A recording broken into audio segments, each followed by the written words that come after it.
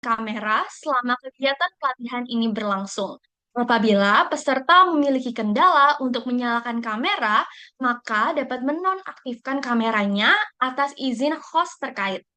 Kedua, peserta harus menggunakan virtual background yang telah kami siapkan. Ketiga, peserta wajib menonaktifkan mikrofon selama pemaparan oleh narasumber berlangsung. Serta hanya dapat mengaktifkan mikrofon saat dipersilahkan oleh moderator untuk mengajukan pertanyaan pada sesi tanya jawab. Nah, untuk itu, pertama-tama izinkan kami untuk menyapa Kak Hafizat Intan terlebih dahulu, yang kami hormati Kak Hafizat Intan Amalia SH selaku narasumber kita pada pelatihan riset sore hari ini. Kami ingin mengucapkan banyak terima kasih kepada Kak Hafizat serta kepada para peserta yang telah meluangkan waktunya pada acara pelatihan sore hari ini. Nah, teman-teman, sebelum acara kita pada sore hari ini dimulai, akan ada kata sambutan oleh Saudari Salma Dwi Amalia, selaku Wakil Ketua Forum Riset dan Debat Mahasiswa. Kepada Kak Selma, saya persilahkan. Tes suaraku apa sudah terdengar, Fania? Terdengar, Kak. Baik, terima kasih Fania selaku moderator. Perkenalkan saya sama Dua Amalia selaku Wakil Ketua Forum Riset dan Debat Mahasiswa. Assalamualaikum warahmatullahi wabarakatuh. Salam sejahtera bagi kita semua. Yang saya hormati Pak Hafizat Nur Amalia SH dan yang saya banggakan pengurus pelatihan riset dan teman-teman anggota riset. Pertama-tama, marilah kita panjatkan Baik, puji syukur kehadirat Tuhan Yang Maha Esa karena atas rahmat dan karunia-Nya kita dapat berkumpul dalam acara pelatihan kontrak drafting yang berjudul Mastering Contract Drafting. Pelatihan rutin ini bertujuan untuk meningkatkan kompetensi untuk profesional kita dalam bidang hukum, khususnya dalam penyusunan kontrak. Kemampuan menyusun kontrak secara baik dan benar merupakan keterampilan yang sangat penting bagi praktisi hukum, baik di sektor swasta maupun pemerintahan. Melalui pelatihan ini, kami berharap para peserta dapat memperdalam dan juga memahami mengenai prinsip-prinsip dasar kontrak drafting, mengasah keterampilan teknis dalam menyusun pasal-pasal kontrak, serta memahami juga negosiasi dalam pelaksanaan lomba kontrak drafting. Akhir kata, semoga pelatihan ini berjalan dengan lancar dan memberikan manfaat secara maksimal.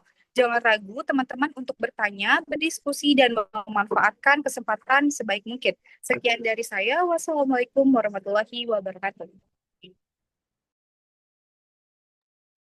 baik dikarenakan di sini sedang azan, untuk itu kita akan break sejenak ya, teman-teman.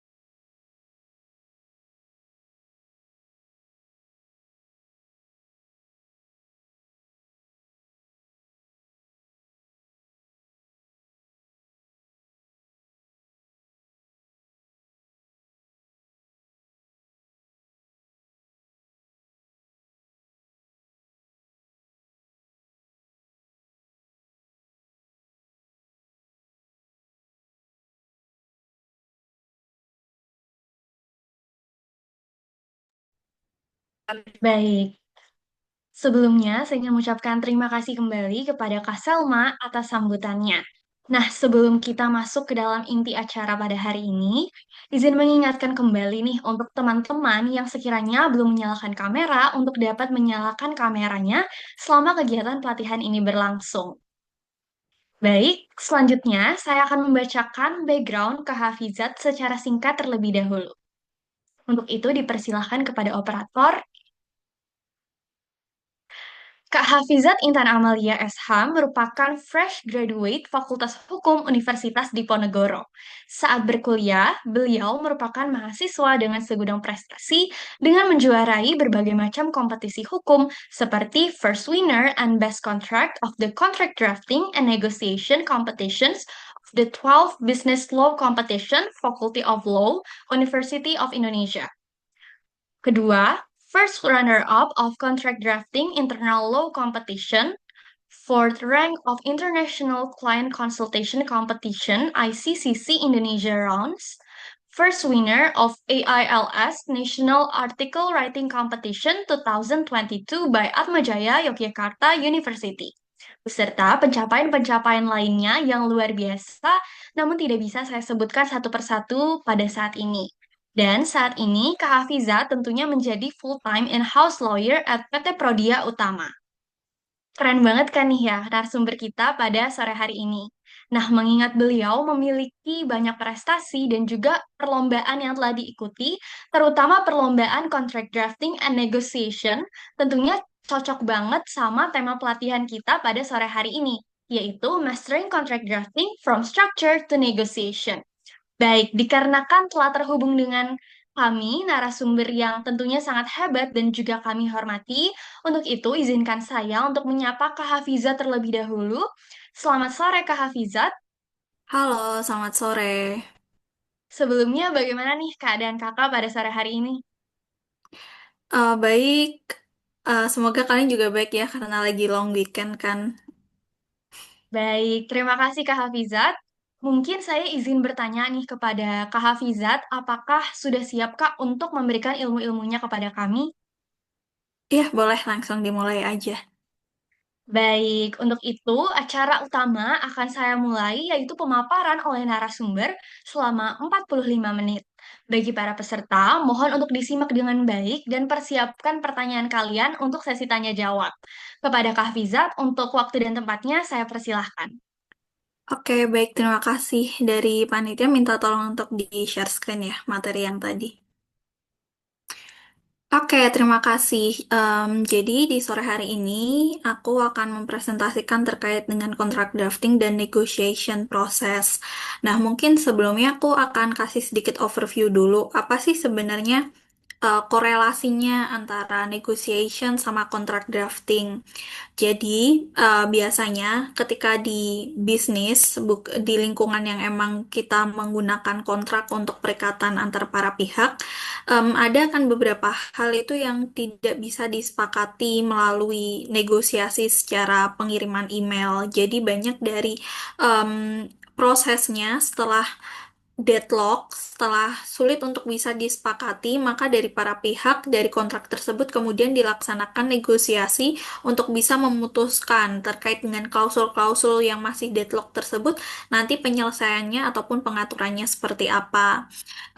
Karena aku belajar secara apa ya? Aku belajar secara teoritis dan juga sekarang mempraktekkan secara praktis. Jadi nanti akan ada beberapa materi yang terkait dengan teori-teori, misalkan em, misalkan 1320 KUH Perdata tentang syarat sahnya perjanjian, terus nanti korelasinya gimana.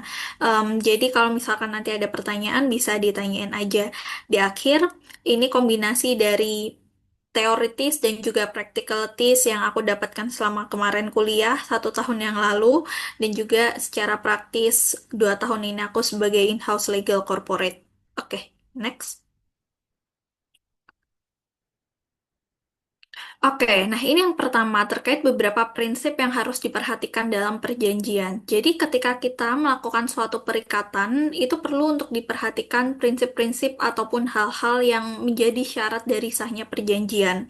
Karena kalau misalkan beberapa prinsip apalagi yang berhubungan dengan syarat sahnya perjanjian itu tidak terpenuhi, nanti akan ada dua akibat. Yaitu nanti akan menyebabkan perjanjian tersebut batal demi hukum atau bisa diasumsikan perjanjian tersebut tidak pernah dilakukan sebelumnya, atau perjanjian dapat dibatalkan. Tapi aku akan jelaskan lebih lanjut nanti ada slide materinya sendiri.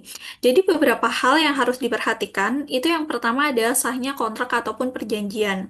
Mungkin kalian sudah cukup familiar ya kalau belajar tentang tentang perancangan kontrak, perlu untuk mempelajari klausul pasal 1320 KUH Perdata berkaitan dengan syarat sahnya suatu perjanjian.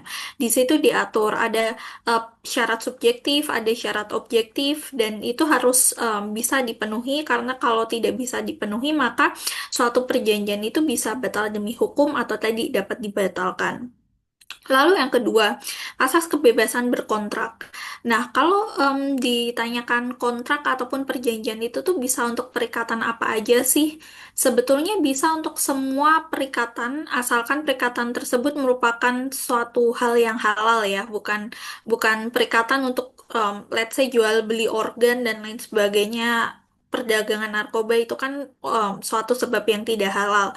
Tapi untuk perikatan ataupun berkontrak itu sendiri bisa untuk mengikat semua jenis kerjasama. Paling umum biasanya kalau di bisnis itu sales and purchase atau jual beli, perjanjian jual beli, sales and purchase agreement atau SPA. Tapi juga ada misalkan perjanjian. Aku pernah ngerjain BOT, Build, Operate, Transfer. Jadi kayak ada perikatan untuk membangun dan juga mengoperasikan suatu tower telekomunikasi.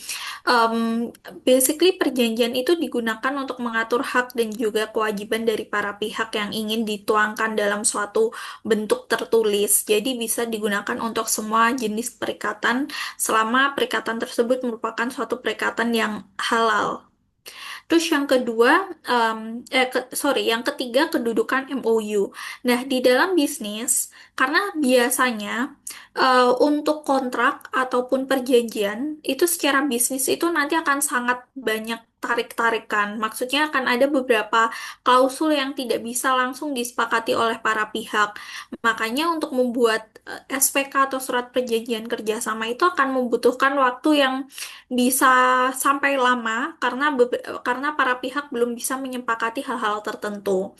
Nah, apabila ingin untuk diikat sebelum adanya perjanjian, pada prakteknya biasa digunakan MOU atau Memorandum of Understanding.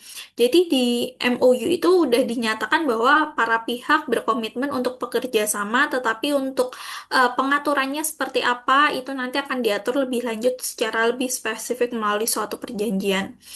Terus yang keempat, asas itikat baik. Ketika kita buat perjanjian, itu harus memiliki itikat baik ya. Jangan langsung ketika kita membuat perjanjian udah ada niat yang buruk, misalkan kayak, oh kita bikin klausulnya seperti ini biar biar nanti bisa mendapatkan ganti rugi yang besar ketika terjadi one prestasi, misalkan. Atau kayak, oh kita bikin klausul kayak gini biar nanti counterpartnya berkemungkinan one prestasi, misalkan. Nah, itu nggak boleh karena ketika kita membuat perjanjian itu harus punya itikat yang baik. Kita harus memiliki keinginan memang untuk menjalankan suatu kerjasama yang menguntungkan bagi para pihak. Yang kelima, prinsip batalnya perjanjian, nanti akan aku bahas di sahnya kontrak. Lalu yang terakhir juga perlu untuk dipahami terkait dengan prinsip one prestasi ataupun pengingkaran prestasi, pemenuhan prestasi di dalam suatu perjanjian. Jadi ini beberapa prinsip yang harus diperhatikan di dalam perjanjian. Untuk isi perjanjian seperti apa akan aku jelaskan lebih lanjut. Oke, next. Nah, keabsahan suatu kontrak yang tadi sempat aku mention, pasal 1320 KUH Perdata. Jadi di pasal 1320 itu diatur terkait dengan syarat sahnya perjanjian. Nah, syarat sah ini dibagi jadi dua, syarat subjektif dan juga syarat objektif. Syarat subjektif itu adalah memuat dua, satu kesepakatan para pihak, dan yang kedua adalah kecakapan para pihak yang berkontrak. Nah, di syarat subjektif ini maksudnya adalah ketika pihak di dalam perjanjian, suatu perusahaan misalkan, itu kan kayak akan diwakili oleh seseorang yang memiliki wewenang untuk mewakili perusahaan tersebut kan. Nah, di dalam suatu perjanjian, orang itu harus sudah cakap. Cakap itu bisa dilihat dari umurnya. Sudah memiliki wewenang untuk bisa menandatangani perjanjian misalkan.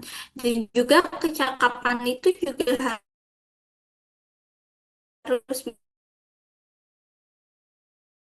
bisa dilihat dari wewenangnya. em, di dalam adalah direktur. Apabila, nah itu harus diperlihatkan bahwa tapi yang menandatangani misalkan manajernya itu nggak bisa karena secara ketentuan orang itu tidak cakap atau tidak memiliki wewenang gitu. Selain itu juga perlu diperhatikan bahwa perjanjian itu merupakan kesepakatan para pihak. Jadi para pihak harus bisa bersepakat dengan apa yang sudah dituangkan di dalam perjanjian tersebut. Itu syarat subjektif. Lalu yang kedua adalah syarat objektif. Syarat objektif itu memuat dua juga. Yang pertama adalah hal tertentu, lalu yang kedua adalah sebab hal yang halal. Hal tertentu itu maksudnya ketika kita membuat suatu perjanjian harus jelas yang mau diatur itu tuh apa. Misalkan perjanjian jual beli, oh berarti hak ya, hak penjual, hak pembeli, terus nanti proses-proses dalam jual beli itu seperti apa dituangkan di dalam kontrak. Atau misalkan penyediaan jasa, itu nanti juga akan mengatur jasa yang disediakan itu bagaimana. Jadi dalam suatu kontrak harus ada hal tertentu yang ingin untuk diatur. Lalu yang keempat, harus juga suatu sebab yang halal. Jadi nggak bisa untuk mengatur kontrak ataupun perjanjian untuk hal-hal yang dilarang secara hukum misalkan. Itu tidak diperbolehkan. Nah, implementasi dari syarat subjektif itu tadi, ketika syarat subjektif itu tidak dipenuhi, maka perjanjian itu batal demi hukum konsekuensinya. Jadi perjanjiannya akan dianggap menjadi tidak ada karena sudah batal sejak pertama. Karena ya pihak yang mewakili ataupun menandatangani perjanjian itu tidak memiliki wewenang ataupun kuasa. Tapi ketika syarat objektif itu tidak dipenuhi, maka perjanjian itu dapat dibatalkan. Jadi kalau ternyata tidak bisa memenuhi, maka perjanjiannya nanti dapat dibatalkan. Seperti itu. Oke, next. Nah, ini asas pacta sunt servanda, di mana dan juga keadilan di dalam kontrak. Ketika kita membuat kontrak, itu juga harus merupakan sesuatu yang fair untuk kedua belah pihak, tidak boleh hanya menguntungkan satu sama lain, dan kontrak ataupun perjanjian itu sendiri akan mengikat pihak-pihak yang ada di dalam kontrak ataupun perjanjian itu, sehingga mereka harus memenuhi ketentuan dari setiap klausul-klausul yang telah dituangkan di dalam perjanjian. Oke, boleh next. Nah, ini asas kebebasan berkontrak dan itikat baik dalam berkontrak. Dijelaskan pada pasal 1337 KUH Perdata, suatu sebab adalah terlarang jika sebab itu dilarang oleh undang-undang atau bila sebab itu bertentangan dengan kesusilaan ataupun ketertiban umum. Di pasal 1338-nya diatur bahwa semua persetujuan yang dibuat secara sah berlaku sampai undang-undang bagi mereka berlaku sebagai undang-undang bagi mereka yang membuatnya. Persetujuan itu tidak dapat ditarik kembali selain dengan kesepakatan kedua belah pihak atau karena alasan-alasan yang ditentukan oleh undang-undang. Persetujuan harus dilaksanakan dengan itikat baik.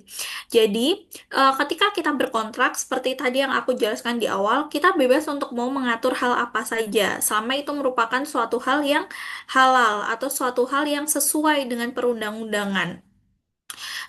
Dan ketika itu sudah diatur, maka itu merupakan produk dari kesepakatan para pihak yang harus dilaksanakan secara penuh komitmen oleh para pihak.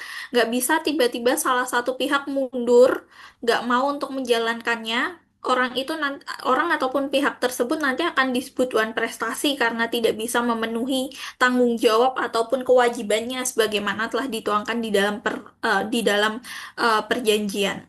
Tapi mungkin ada pertanyaan. Kalau misalkan ada ketentuan yang ingin diubah atau ada perubahan hukum dan lain sebagainya, jadi membutuhkan adanya perubahan, itu bisa atau enggak sih?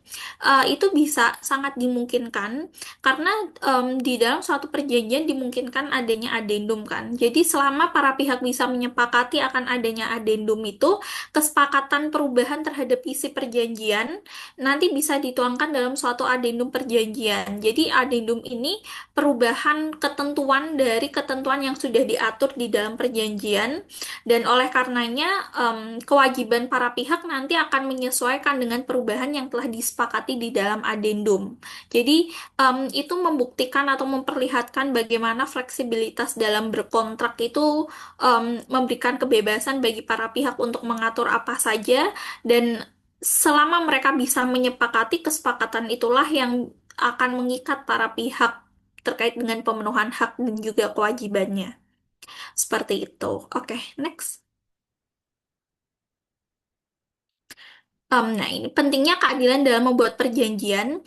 Jadi, secara prinsip, dalam membuat perjanjian itu, para pihak harus dianggap memiliki wewenang atau memiliki kedudukan yang sama. Meskipun tidak bisa dipungkiri, kalau kita melihat perjanjian itu pasti akan ada yang timpang gitu, akan ada salah satu pihak yang mungkin lebih membutuhkan, terutama dalam perjanjian-perjanjian ketenaga kerjaan ya, antara perusahaan sama karyawan, hampir bisa dipastikan karyawan kan akan memiliki posisi yang lebih inferior, perusahaan akan memiliki posisi yang lebih dominan gitu, karena di sebagian besar kasus karyawanlah yang membutuhkan pekerjaan tersebut gitu. Jadi kayak misalkan ada beberapa ketentuan yang dirasa tidak sesuai atau tidak diinginkan, tapi ya karena kebutuhan tersebut menyebabkan posisi mereka tidak terlalu seimbang ataupun setara. Nah, tetapi meskipun demikian, di dalam membuat perjanjian itu penting untuk tetap memegang prinsip keadilan. Di pasal 1339 diatur bahwa persetujuan tidak hanya mengikat apa yang dengan tegas ditentukan di dalamnya, melainkan juga segala sesuatu yang menurut sifat persetujuan dituntut berdasarkan keadilan, kebiasaan, atau undang-undang gitu. Jadi kayak misalkan dalam perjanjian kerja atau SPK, surat perjanjian kerja kekaryawanan ya. Kalau bekerja ya berarti nanti harus secara otomatis diatur klausul berkaitan dengan upahnya karena kayak ketika orang bekerja ya secara norma, secara kebiasaan orang tersebut akan digaji ataupun diupah gitu. Ataupun di pasal 1347 juga diatur bahwa syarat-syarat yang selalu diperjanjikan menurut kebiasaan harus dianggap telah termasuk dalam persetujuan walaupun tidak dengan tegas dimasukkan ke dalam persetujuan. Jadi kayak itu tadi hal-hal yang sudah secara tegas, secara norma itu tuh harus dipenuhi, ya berarti itu akan diatur dan akan menjadi suatu kewajiban dari pihak yang lain gitu. Misalkan dalam perjanjian jual beli, meskipun let's say nggak diatur secara detail nominal pembayarannya seperti apa, tetapi ya tetap akan ada pembayaran yang dilakukan seperti itu. Jadi ya itu beberapa prinsip yang perlu untuk diperhatikan secara teoritisnya. Oke, next. Nah, ini MOU, ini berkaitan dengan MOU atau Memorandum of Understanding. Jadi, MOU ini itu bisa menjadi suatu awal dari perjanjian sebelum adanya perjanjian, karena perjanjian itu kan mengatur hal-hal yang teknis yang akan disepakati para pihak yang nantinya akan digunakan sebagai pedoman bagi para pihak memenuhi hak dan juga kewajibannya. Secara praktikal, secara praktisnya, itu mungkin akan membutuhkan waktu lebih lama, sehingga di banyak kasus akan ada yang namanya MOU atau Memorandum of Understanding terlebih dahulu. Misalkan, nah, Memorandum of Understanding itu tuh seperti apa sih? Itu merupakan perjanjian pendahuluan atau prakontrak. Jadi di dalam MOU itu belum diatur hak ataupun kewajibannya, tetapi hanya menyatakan kedua belah pihak itu telah memiliki komitmen dan dari komitmen tersebut nanti akan diatur lebih detail. Mohon maaf, akan diatur lebih detail hak dan kewajibannya. Wait, aku minum bentar ya.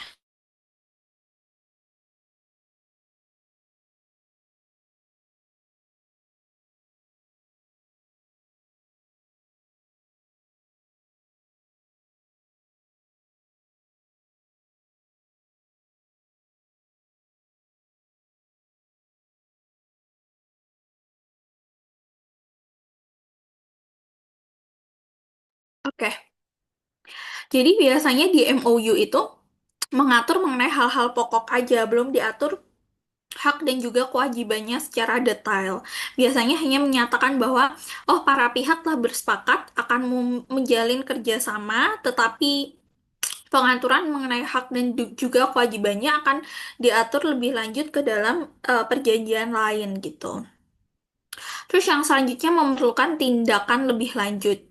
Nah, jadi di dalam perjanjian, di dalam MOU karena tidak adanya klausul berkaitan dengan hak dan kewajiban biasanya, maka perlu diatur tindakan lebih lanjut melalui perjanjian yang lebih detail. Tujuan dibuatnya MOU itu yang pertama adalah sebagai ikatan awal, namun masih membutuhkan banyak hal termasuk pemenuhan persyaratan apabila hendak merealisasikannya. Jadi sebagai suatu komitmen awal dulu aja kalau oh para pihak ini tuh sepakat untuk mau menjalin perikatan. Lalu yang kedua juga untuk penandatangan kontrak masih lama karena masih dilakukan negosiasi yang alot. Itu juga salah satu pertimbangannya MOU ini bisa dihadirkan karena agreement ataupun perjanjian tadi seperti yang aku katakan sebelumnya masih cukup lama. Para pihak belum bisa deal nih dengan ketentuan-ketentuan yang diatur di dalam perjanjian kayak masih ada ketidaksetujuan atas klausul-klausul yang dituangkan di dalam perjanjian. Maka untuk mengikat awal bahwa akan ada suatu perjanjian diperlukan adanya MOU, bisa menggunakan MOU. Lalu yang ketiga, sebagai ikatan awal yang mudah dibatalkan oleh para pihak apabila kemudian hari pembuatan perjanjian tersebut tidak dapat direalisasikan. Nah, MOU ini juga itu lebih fleksibel untuk pengakhirannya karena tadi nggak mengatur mengenai hak dan kewajiban. Jadi kalaupun nanti setelah bernegosiasi secara panjang perjanjian itu tuh tidak bisa untuk mencapai kesepakatan dari para pihak, maka MOU ini ya udah akan menjadi kesepakatan awal aja. Biasanya nggak karena nggak ada hak dan kewajiban, maka nggak akan ada juga konsekuensi dari apabila salah satu pihak itu tidak melanjutkan perjanjiannya pada akhirnya seperti itu. Tapi sebetulnya dalam praktisnya itu cukup dihindari karena ketika sudah sampai bernegosiasi sampai panjang, ya para pihak ingin untuk bisa mencapai sepakat gitu. Karena ya mereka sebetulnya membutuhkan satu sama lain dalam proses bisnis. Kalau terutama dalam bentuk perjanjian B2B ya atau business to business itu biasanya sangat dihindari gitu. Oke, next. Nah, kekuatan mengikat dari MOU itu tuh seperti apa sih? Pada dasarnya, MOU belum melahirkan suatu hubungan karena hubungan hukum karena MOU baru merupakan prakontrak atau persetujuan awal yang dituangkan secara tertulis. Tadi seperti yang aku katakan belum ada hak dan juga kewajiban yang mengikat gitu karena itu masih prakontrak ataupun kesepakatan awal. Dengan demikian, MOU yang dituangkan secara tertulis baru menciptakan suatu awal yang menjadi landasan penyusunan dalam melakukan hubungan hukum atau perjanjian. Nanti baru akan mulai berlaku hubungan hukum ataupun kewajibannya ketika telah diatur secara lebih terperinci di dalam perjanjian. Nah, namun ini juga bergantung pada isi dari MOU. Apabila yang pertama, MOU hanya mengatur mengenai pokok-pokok saja, maka kekuatan MOU tersebut hanya pada hal-hal pokok. Hal pokok itu misalkan, oh mereka bersepakat nih untuk bekerja sama untuk jangka waktu 2 tahun, dari tanggal sekian sampai tanggal sekian. Mereka bersepakat untuk penyelesaian sengketanya melalui BANI, misalkan kalau ada dispute. Mereka sepakat bahwa perjanjian ini tidak boleh dialihkan misalkan sepakat bahwa oh yang dimasuk force major itu tuh apa aja gitu. Nah, itu maka tidak akan memiliki kekuatan mengikat yang sebegitu besarnya. Namun, apabila MOU mengatur daya berlakunya hanya untuk suatu jangka waktu tertentu, maka kekuatan mengikat MOU tersebut berlaku dalam jangka waktu tersebut. Maka para pihak tidak dapat dipaksakan untuk membuat perjanjian yang lebih rinci sebagai follow-up dari MOU.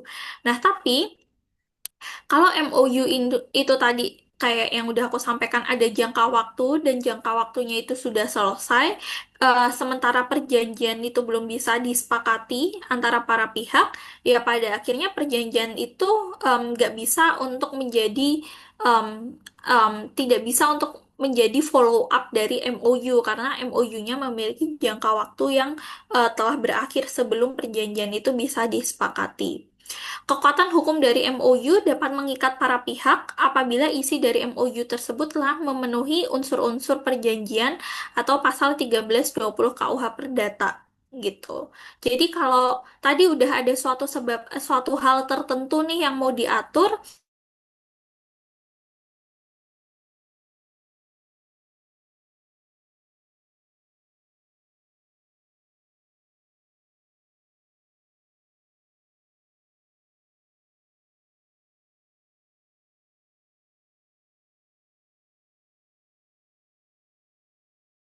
itu ya MOU. Jadi secara praktis, kalau misalkan ingin membuat perjanjian, bisa diawali dengan membuat MOU terlebih dahulu kalau ketentuan ataupun klausul-klausul di dalam perjanjian itu belum bisa disepakati oleh para pihak. Seperti itu. Oke, next. Nah, ini kita masuk ke hal yang cukup inti, yaitu tahap penyusunan kontrak. Tahap penyusunan kontrak itu tuh seperti apa? Nah, ini aku membaginya ke dalam tiga. Yang pertama adalah pra penyusunan kontrak, saat penyusunan kontrak, dan pasca penyusunan kontrak. Nah, di pra penyusunan kontrak itu yang pertama adalah identifikasi para pihak terlebih dahulu. Jadi, ya pihak-pihak yang akan berikatan itu tuh seperti apa? Pihak yang akan dituangkan di dalam komparisi perjanjian itu yang perlu untuk diidentifikasi. Misalkan, oh oke, direktur yang mewakili. Tapi ternyata misalkan ya di beberapa perusahaan itu mereka memiliki tiring kewenangan. Jadi kayak misalkan untuk nilai kontrak 100 sampai 500 juta bisa ditandatangani oleh manajer. Untuk 500 sampai 1 miliar bisa ditandatangani oleh em, head group misalkan ya, head group. Terus 1 sampai 2 miliar bisa ditandatangani oleh vice director misalkan nggak perlu direkturnya tapi wakil direkturnya nggak apa-apa. Nah, itu perlu untuk diidentifikasi dulu pihak yang memiliki wewenang dan juga akan mewakili di dalam perjanjian ini tuh siapa gitu. Nah, ketika seperti yang udah aku nyatakan tadi, kalau berdasarkan UU PT, yang berhak mewakili perusahaan ya, terutama dalam perjanjian B2B, business to business itu adalah direktur. Nah, ketika misalkan direktur itu bukan pihak yang mewakili, karena tadi ya misal sudah ada ketentuan nilai sekian diwakili oleh siapa, maka perlu adanya surat kuasa dari direktur kepada pihak yang mewakili tersebut gitu. Makanya perlu untuk diidentifikasi kontraknya sebesar apa, siapa yang akan mewakili, dan ketika itu yang mewakili bukanlah direktur, maka perlu untuk dibuatkan surat kuasa. Perlu diingat pula, surat kuasa itu tuh harus ditandatangani sebelum perjanjian mulai berlaku. Jadi misalkan, perjanjiannya ditandatangani tanggal 10 Januari, maka surat kuasa itu harus sudah dibuat sebelum tanggal 10 Januari. Karena ketika melebihi itu, berarti pada saat menandatangani perjanjian tersebut, pihak yang dikuasakan belum memiliki wewenang ataupun kuasa untuk menandatanganinya. Jadi perlu untuk diidentifikasi para pihaknya itu siapa dan apakah memang memiliki kuasa untuk mewakili perusahaan, terutama dalam perjanjian bisnis to bisnis. Lalu yang kedua adalah penelitian awal aspek terkait seperti ya bentuk kerjasamanya mau seperti apa dan lain sebagainya, hak, benefit, kewajiban yang akan dibebankan dan juga akan didapatkan oleh para pihak itu bagaimana, itu perlu diidentifikasi pada masa pra penyusunan kontrak. Lalu yang ketiga adalah pembuatan MOU atau term sheet. Nanti aku akan perlihatkan juga term sheet itu tuh bagaimana, karena term sheet itu bisa dipakai untuk negosiasi juga. Nah, pembuatan MOU atau term sheet ini nanti akan mengatur tentang apa saja yang akan diatur. Misalkan penyelesaian sengketa, itu kan pilihannya banyak ya.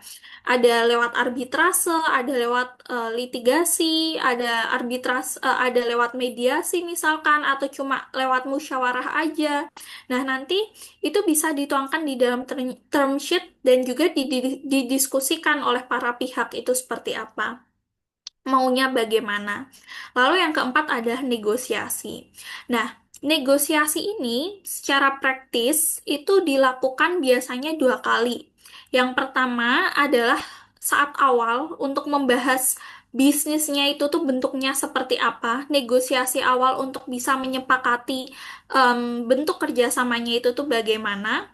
Misalkan perjanjian sewa menyewa.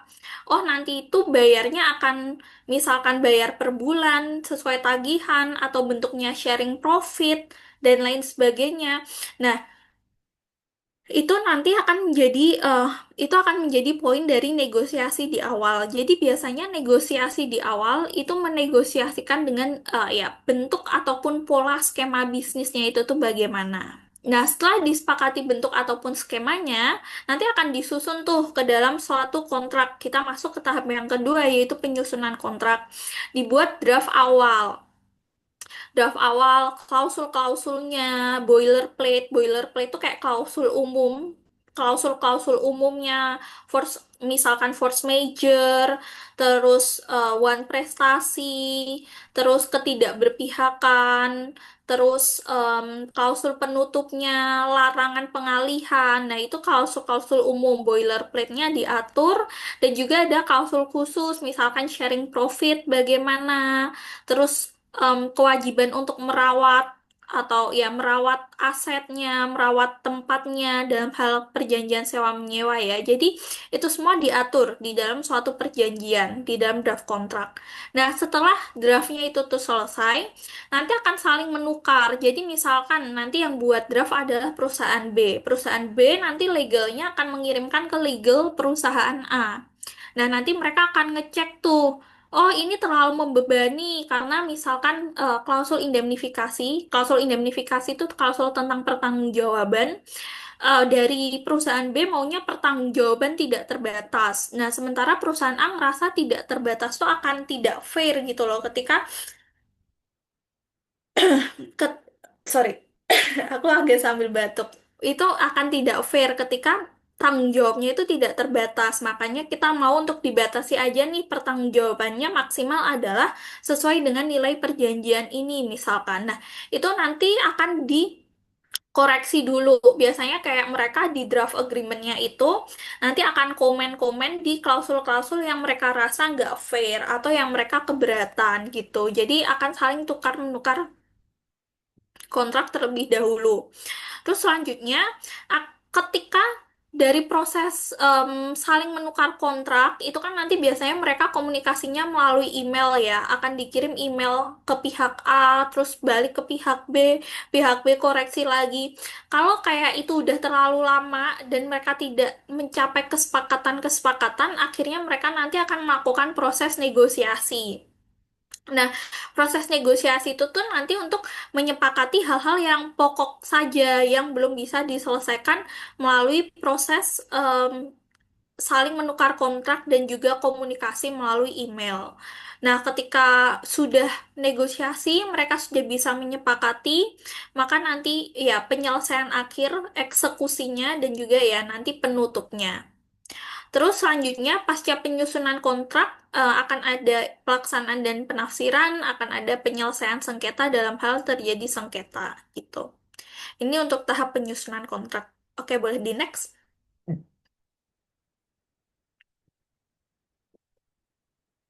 Nah, ini Selanjutnya akan membahas tentang anatomi ataupun struktur dari kontrak ya. Di dalam suatu perjanjian itu tuh seperti apa, strukturnya itu tuh bagaimana. Jadi, pada dasarnya, tidak ada format tertentu dari suatu kontrak. Jadi kayak itu tuh sangat bebas diserahkan kepada kemauan para pihak itu tuh seperti apa. Ada beberapa kontrak yang ya udah bagian komparisi, resital, terus nanti langsung pasal-pasal semua sampai bawah. Tapi juga ada beberapa kontrak yang komparisi, resital, terus di bawahnya diatur per bab. Misalkan kayak bab pendahuluan, bab dukungan teknis, bab pembiayaan diatur per bab. Baru nanti di dalam bab ada pasal-pasalnya itu ada. Ada juga perjanjian yang modelnya, perjanjiannya tuh simple, cuma 3 halaman. Misal, cuma ngatur hal-hal yang umum, komparisi, jangka waktu, tapi hal-hal yang teknis itu akan diaturnya di dalam lampiran. Itu biasanya dipakai untuk perjanjian-perjanjian konstruksi. Nah, so basically perjanjian itu tuh bentuknya banyak dan terserah para pihak mau pakainya seperti apa. Selama kontrak itu memenuhi syarat keabsahan kontrak sesuai 1320 KUH Perdata, maka ya kontrak tersebut akan sah berlaku. Namun, terdapat ketentuan bahwa dalam perundang-undangan yang menentukan bahwa suatu kontrak harus berbentuk akte notaris.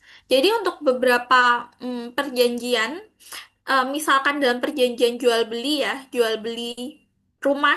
Nah, itu perlu untuk dibuat notaril kan, perlu dibuat AJB, akte jual beli. Nah, itu udah ada tuh peraturan, udah diatur dalam perundang-undangan perjanjian apa aja yang sebetulnya perlu untuk dinotarilkan. Misalkan perjanjian sewa menyewa itu juga bisa untuk dinotarilkan. Jadi sudah ada perjanjian-perjanjian tertentu yang emang nggak bisa untuk hanya di bawah tangan, nggak bisa untuk ditandatangani doang sama para pihak di atas materai, tetapi harus dinotarilkan. Perjanjian tersebut harus dibuatkan akte notaris. Seperti itu. Lalu yang selanjutnya, perhatikan apabila terdapat undang-undang yang atau peraturan yang mewajibkan persyaratan ketentuan minimal bagi suatu kontrak khusus seperti perjanjian waralaba. Nah, ada beberapa perjanjian yang memiliki aturan khusus. Terus selanjutnya, atau dalam suatu hal tertentu, para pihak telah sepakat mengacu pada pedoman tertentu dalam menyusun kontrak. Nah, misalkan dalam perjanjian konstruksi, kontrak itu akan merujuk pada namanya FIDIK. Ada namanya Red Book gitu yang dibuat sama FIDIK, Asosiasi Konstruksi. Jadi dalam pembuatan perjanjian harus harus atau ya seharusnya sesuai ataupun merujuk pada terms di dalam em, pedoman tersebut, di dalam pedoman FIDIK. Salah satunya Red Book FIDIK itu misalkan sudah diatur mengenai subkontraktor itu seperti apa, terus jangka waktunya itu bagaimana, terus misal di oh bentar ada chat, oh sampai 16.20, oke. Terus juga selain itu di FIDIK itu diatur juga mengenai ya subkontraktor, terus masa retensi, masa menunggu. Jadi kalau kita dikonstruksi, setelah kita kelarin proyeknya, itu nggak bisa yang langsung oke, perikatan para pihak udah selesai itu nggak bisa karena sesuai pada pedoman FIDIK ada masa retensi atau masa tunggu. Biasanya kalau di konstruksi Indonesia tuh 6 bulan. Jadi kalau selama 6 bulan itu terdapat kerusakan dan lain sebagainya, ya maka harus diganti gitu, harus diperbaiki sama kontraktornya. Nah, itu ada pedoman-pedoman tertentu yang spesifik untuk mengatur beberapa jenis perjanjian tertentu. Jadi, harus pula diperhatikan ketentuan dalam pedoman tersebut gitu. Oke, next. Nah, oke kita mulai untuk anatomi kontrak ya. Yang pertama bisa dimulai dari judul kontrak. Judul kontrak itu merupakan identitas dari suatu kontrak. Jadi, di judul kontrak itu biasanya memuat kayak, oh kita bisa tahu ini perjanjian perjanjian bentuknya apa dan untuk mengatur apa gitu. Misalkan nama jenis kontraknya perjanjian payung. Oh, karena ini perjanjian payung berarti nanti akan ada perjanjian turunan yang mengatur hal-hal yang lebih spesifik lagi.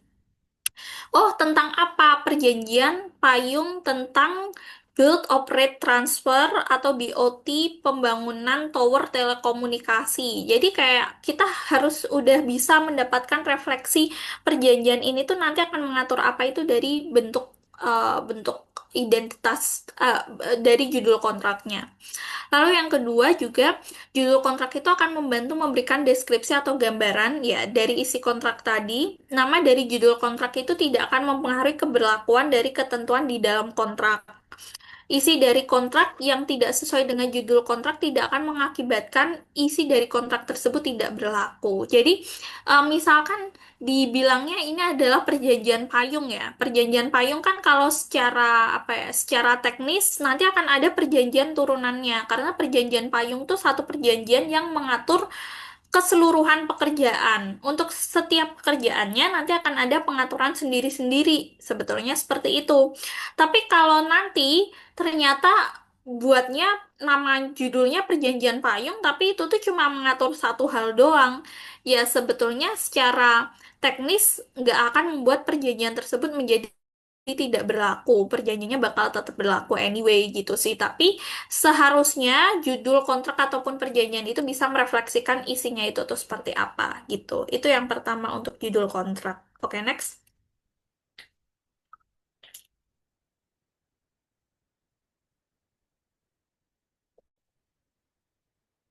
Nah, selanjutnya itu juga ada tanggal dan juga tempat penandatanganan.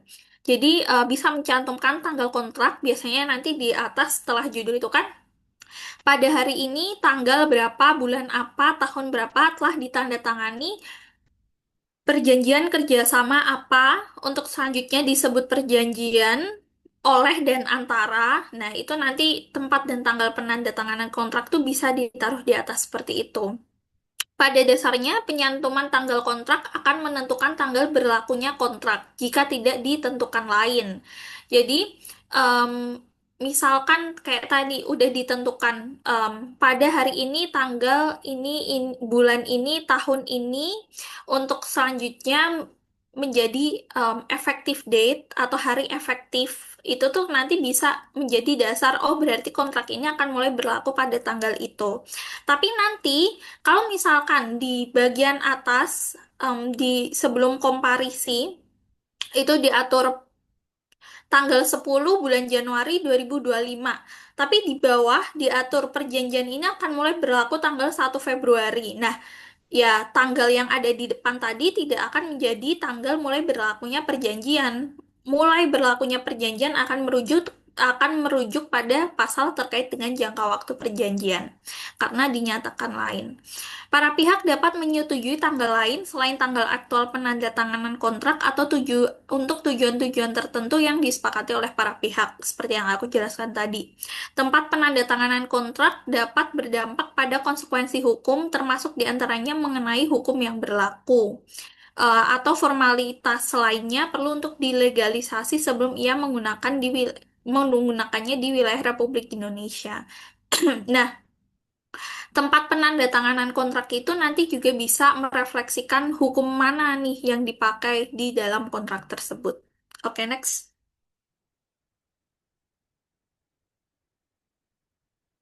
Nah, para pihak dalam kontrak tadi, seperti yang aku sebutkan, itu bisa orang pribadi. Orang pribadi berarti nanti akan ada batasan usianya, karena berhubungan dengan syarat sahnya perjanjian kan tadi syarat subjektif, orangnya harus sudah diperbolehkan secara hukum untuk bisa em, menandatangani suatu perjanjian gitu, sudah dianggap legal secara hukum. Terus juga kalau pasangan, misalkan untuk perjanjian pengalihan harta bersama, berarti perlu adanya persetujuan pasangan. Terus, selain orang pribadi, perikatan juga bisa dilakukan dengan badan hukum. Ketika perikatan dengan badan hukum, berarti memastikan pihak yang menandatangani adalah pihak yang berwenang dan atas persetujuan korporasi. Jadi perlu nih dilihat anggaran dasarnya. Benar nggak nih orang ini direktur? Terus kayak benar nggak nih memiliki wewenang untuk mewakili perusahaan? Itu perlu untuk dilihat. Lalu yang selanjutnya ada persekutuan. Para sekutu, masing-masing sekutu bertanggung jawab secara pribadi dan dapat pula secara tanggung renteng.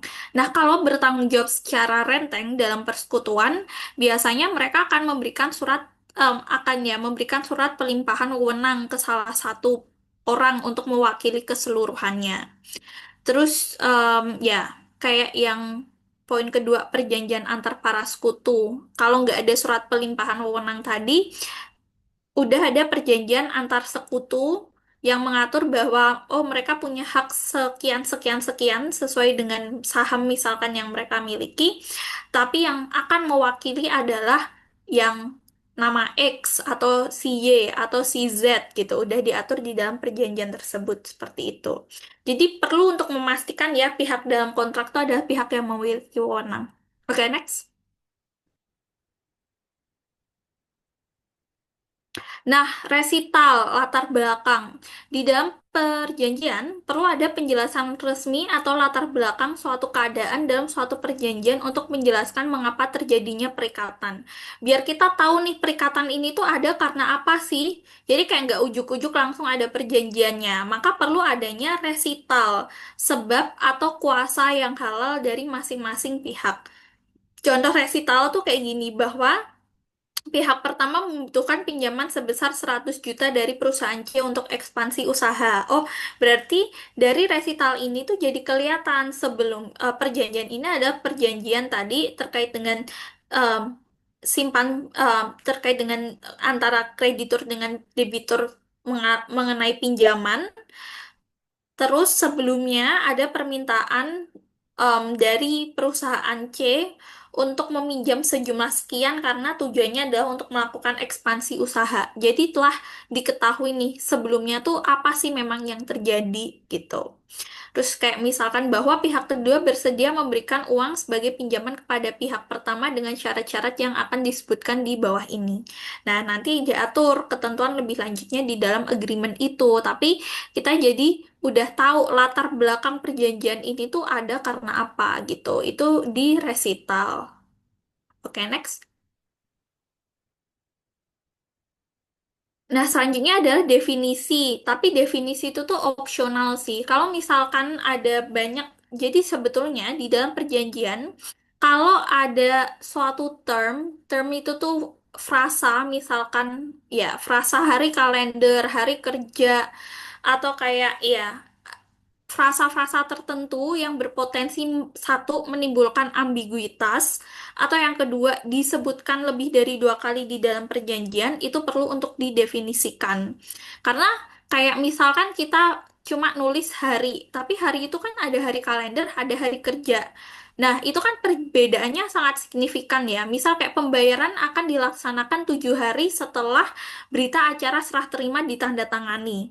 Nah, kalau nggak ditentuin hari itu tuh hari kalender atau hari kerja, terus hari kerja itu berarti 5 hari dalam 1 minggu di luar hari libur nasional dan cuti bersama, misalkan, nanti harusnya kayak, oh, sebagai orang yang ngebayar nih, aku interpretasikannya itu hari kerja. Berarti kayak nanti aku maksimal bayar tuh di hari Rabu.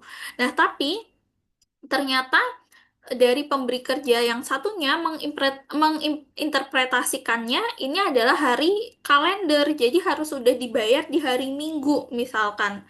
Nah, itu kan akan ada perbedaan interpretasi, makanya perlu untuk adanya definisi di dalam suatu perjanjian. Gitu. Next.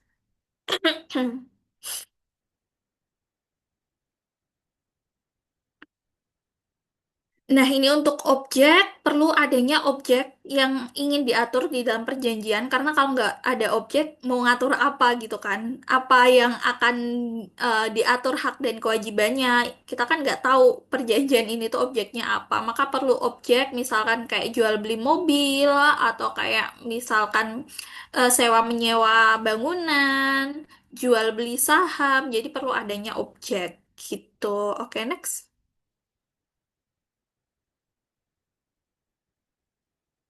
Kondisi atau prasyarat, condition precedents, perlu untuk diatur juga kondisi ataupun syarat-syarat tertentu em, perjanjian ini akan berlaku tuh seperti apa, misalkan.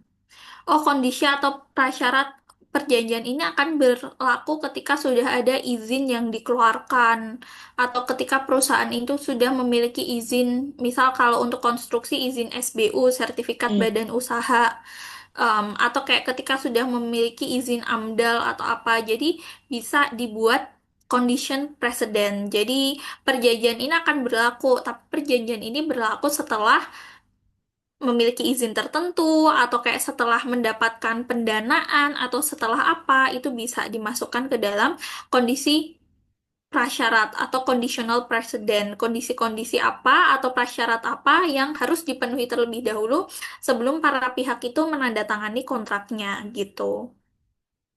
Oke, next.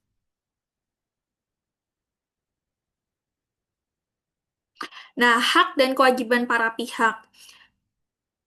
Pengaturan hak dan kewajiban para pihak yang berkontrak dapat dicantumkan secara tersebar dalam beberapa ketentuan pada kontrak atau mencantumkannya dalam pasal tersendiri ataupun dapat dilakukan dengan kombinasi. Jadi, kalau kita biasa merancang kontrak, itu ada istilah namanya mirroring clause. Mirroring clause itu tuh adalah klausul yang sebenarnya hanya kayak cermin. Jadi mereka tuh ngaturnya sama tapi direfleksikan satu sama lain. Misalkan kayak hak dan kewajiban. Pihak pertama harus membayar sebesar sekian-sekian kepada pihak kedua. Tapi nanti juga udah ada klausul tentang pembayaran.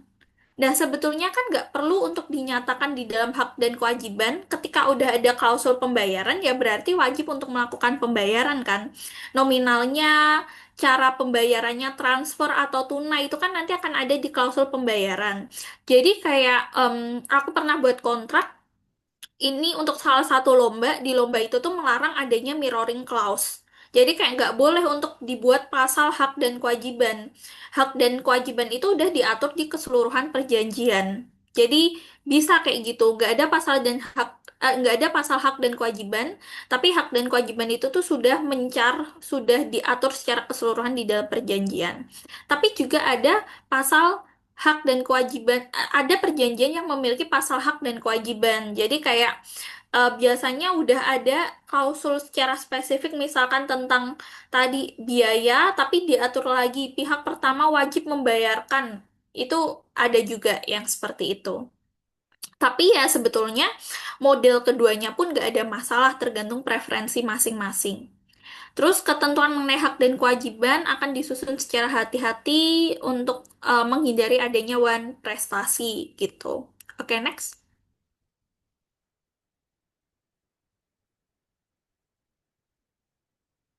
Pernyataan dan jaminan itu juga salah satu klausul yang perlu dimasukkan. Jadi kayak klausul ini memberikan ketentuan bahwa yang biasanya ya bunyinya para pihak menjamin bahwa pihak yang menandatangani perjanjian ini adalah pihak yang memiliki wewenang untuk mewakili perusahaan mengadakan perikatan dengan mana gitu. Itu pernyataan dan jaminan. Terus kayak pernyataan dan jaminan lain, misalkan seluruh dokumen yang dikirimkan ini adalah asli. Jadi ya itu bisa diatur di dalam pernyataan dan jaminan. Pernyataan dan jaminan itu basically menggambarkan kapasitas hukum yang dimiliki masing-masing pihak. Misalkan keabsahan badan hukum, perizinan, dokumentasi, kapasitas untuk menandatangani kontrak kalau para pihak itu memang memiliki kapasitas dan juga itu sudah dijamin oleh pihak lain gitu. Oke, next.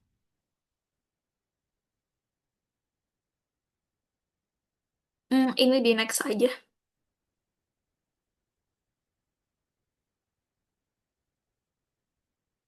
Nah, ini one prestasi tentang default.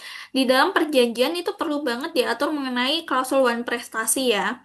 Kayak perlu untuk memberikan definisi mengenai peristiwa apa aja sih yang tergolong sebagai suatu one prestasi. Oh, misalkan ketika tidak melakukan pembayaran lebih dari 2 minggu atau 14 hari kerja misalkan. Atau kayak ketika mangkir lebih dari 3 hari kerja misalkan. Jadi perlu untuk diatur yang menjadi definisi dari one prestasi itu tuh seperti apa. Karena ketika sudah diatur itu nanti akan menghindari sengketa di kemudian hari gitu. Oh, aku baru 1 hari kok nggak masuk, berarti kan ini nggak termasuk prestasi ya.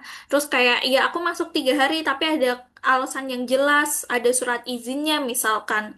Nah, jadi perlu untuk diatur tindakan-tindakan apa saja yang bisa dikategorikan sebagai suatu tindakan prestasi. Itu untuk klausul prestasi. Oke, next.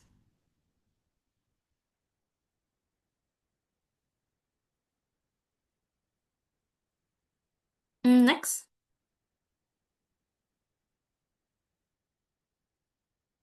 Next.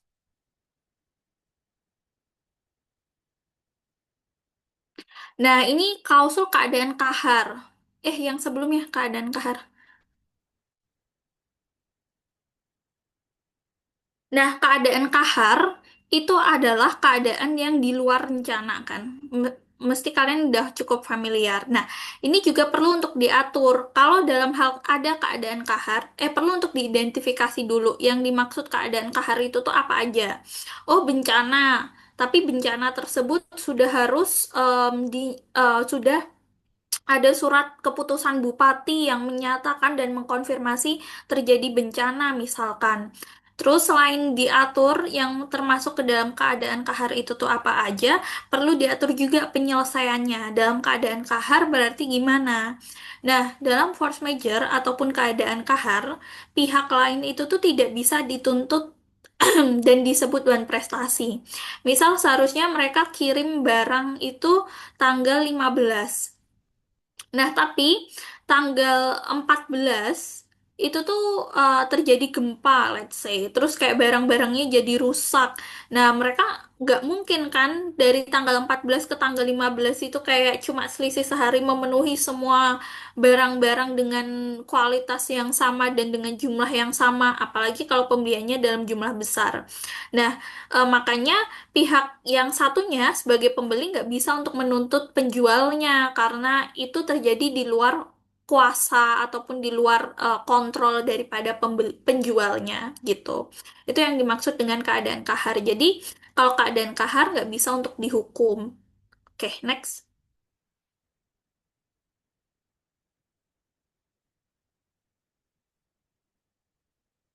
Hukum yang berlaku itu juga perlu untuk diatur, apalagi kalau kerjasamanya sama pihak internasional. Atau kayak ya perusahaan yang base-nya di luar negeri perlu untuk diatur nih kita pakai hukum mana. Mau pakai hukum kita misal Indonesia atau hukum party tersebut misalkan Australia. Tapi biasanya kalau kalau aku secara praktik ya, kalau mereka nggak mau pakai hukum Indonesia, aku bakal refer untuk pakai hukum Singapura. Terus kalau nggak mau Singapura, ya baru nanti mungkin ya mungkin nanti bikin discussion lewat proses negosiasi. Tapi diusahakan kalau nggak pakai hukum kita ya berarti nggak pakai hukum mereka juga gitu loh. Pakai hukum dari negara netral gitu. Next.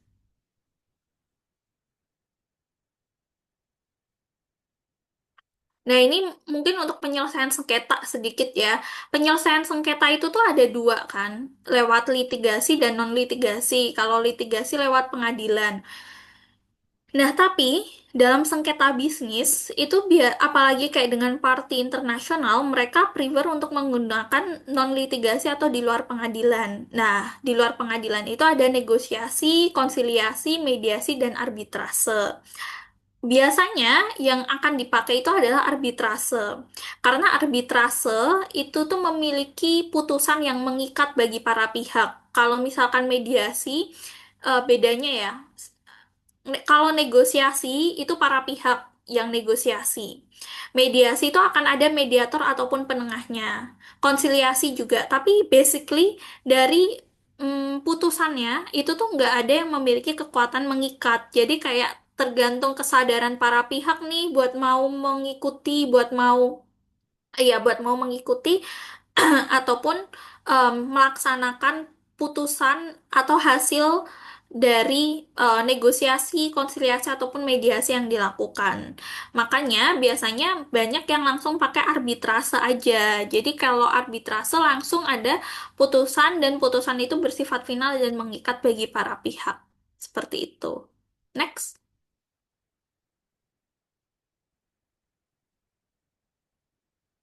Next.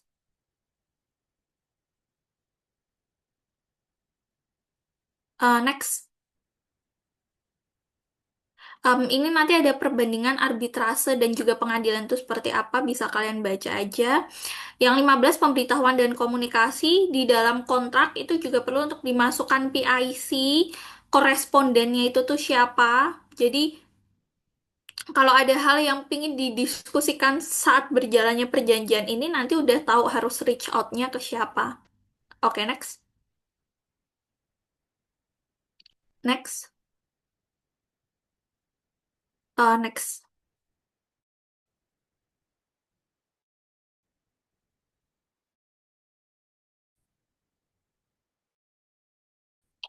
Nah, ini bahasa penting perjanjiannya itu bilingual ya, Cuang.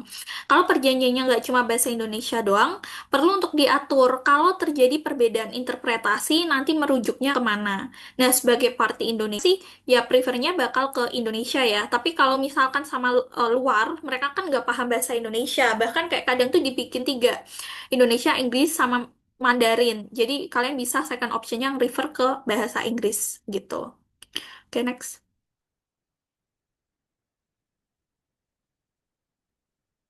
Next.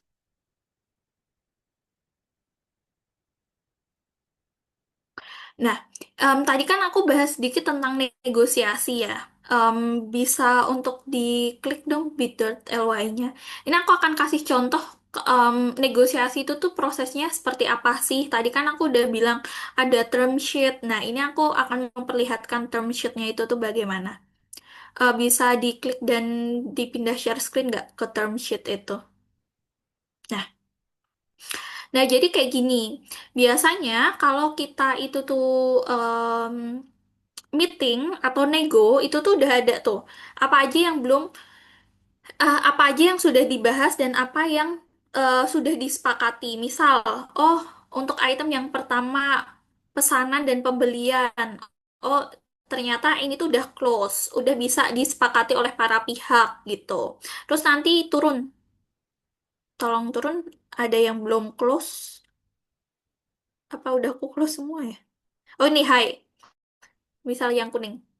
Nah, ini misal Kak yang high atau kayak yang resikonya cukup tinggi tentang denda keterlambatan. Itu kan cukup krusial.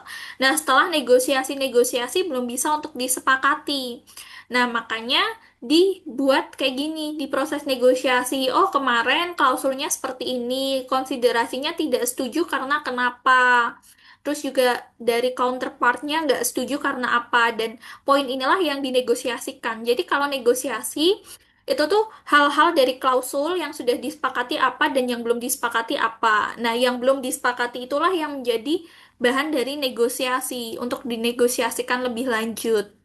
Seperti itu. Itu untuk negosiasi ya. Jadi, em, mereka agar bisa mencapai konsensus melalui proses diskusi secara langsung karena sebelumnya pasti udah email-emailan, review draft tadi. Nah, ketika itu nggak bisa mencapai kesepakatan, udah deadlock, makanya dilanjutkan dengan proses negosiasi gitu. Oke, boleh back to tadi.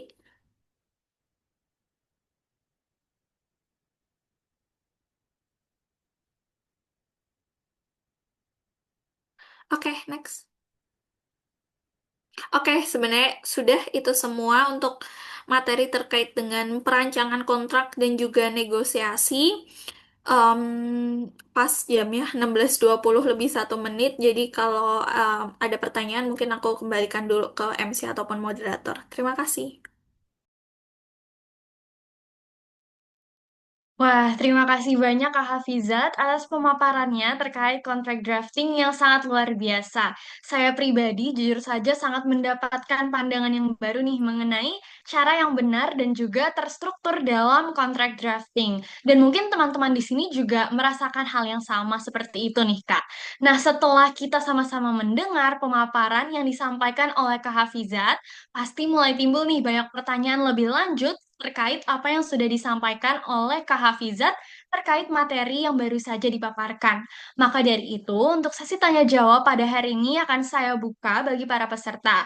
Jadi, apabila teman-teman ingin bertanya, silahkan raise hand dan juga dapat on mic dan atau juga dapat mengajukan pertanyaan di dalam kolom chat yang tersedia. Dan apabila nantinya terdapat kendala untuk menanyakan pertanyaannya dapat di chat melalui kolom chat ya teman-teman. Untuk itu dipersilahkan kepada teman-teman sekalian.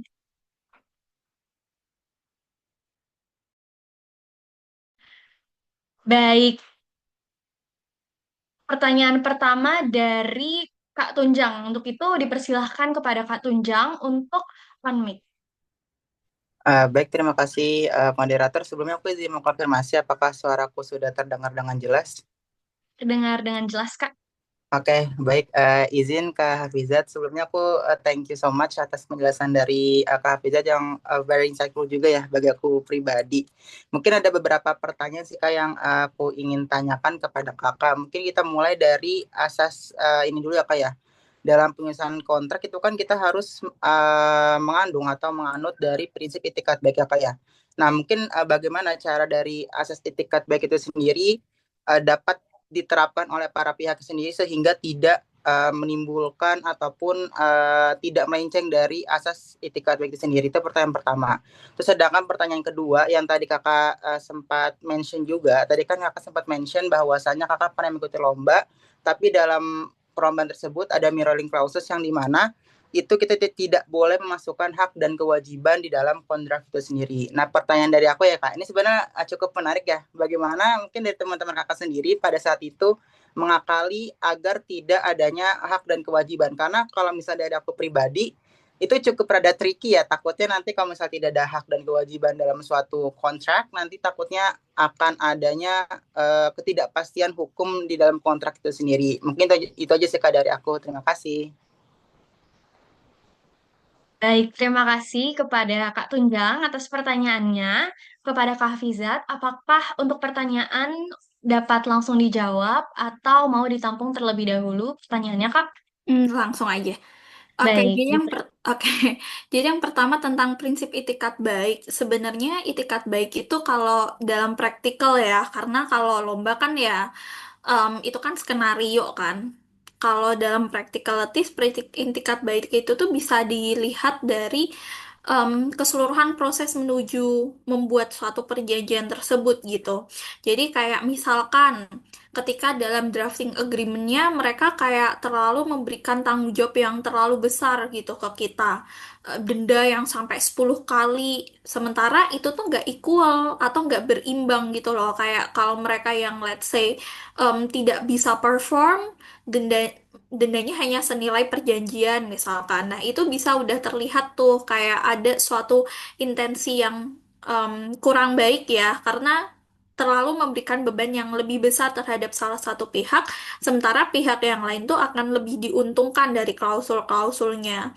Ataupun kayak sebetulnya misal dalam proses negosiasi mereka nggak mau untuk menerima input kayak ngotot oh maunya kayak gini gitu sementara nggak mau untuk win-win oh ya udah jangan 10 kali jangan satu kali tapi let's say kedua belah pihak dua kali dari nilai perjanjian dendanya sama-sama segitu tapi mereka nggak mau nah itu sudah bisa memperlihatkan sih atau kalau kita di bisnisnya sudah bisa untuk menilai gitu loh setelah kita jelaskan kok ternyata masih nggak mau masih menginginkan sesuai dengan yang menguntungkan mereka itu ada indikasi mereka tidak memiliki itikat yang baik gitu. Padahal kayak kita udah jelaskan misalkan risikonya kenapa kita memasukkan klausul ini, let's say, itu sudah bisa terlihat. Jadi bisa dilihat dari situ.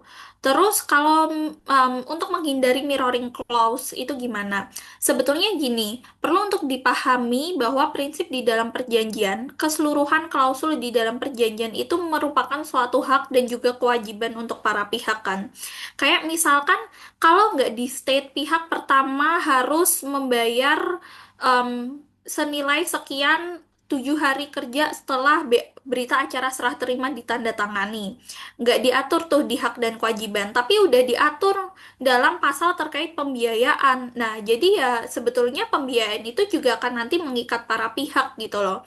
Ataupun bahkan misalkan nanti nggak diatur dalam hak dan kewajiban bahwa pihak pertama wajib membenahi kerusakan yang terjadi apabila 6 bulan setelah BAST ditemukan kerusakan pada bangunan. Tapi udah diatur klausul tentang retensi.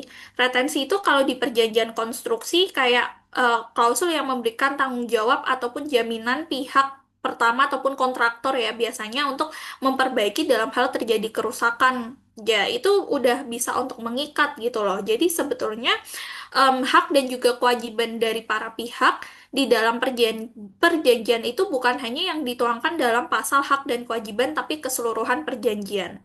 Mungkin aku akan show bentar ya contohnya. Oh, wait.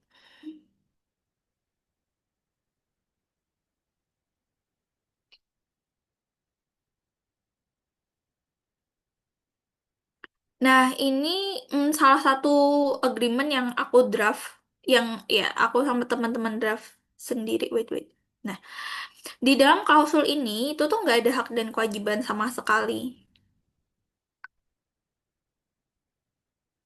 Nah, tapi hak dan kewajibannya udah diatur secara lebih spesifik dalam setiap klausul-klausulnya. Misalkan kayak kewajiban untuk melakukan pengawasan proyek. Kita nggak nge-state di hak dan kewajiban pihak. Pertama harus melakukan pengawasan proyek 2 kali sehari. 2 kali sehari. 2 kali 1 minggu. Melakukan site visit misalkan.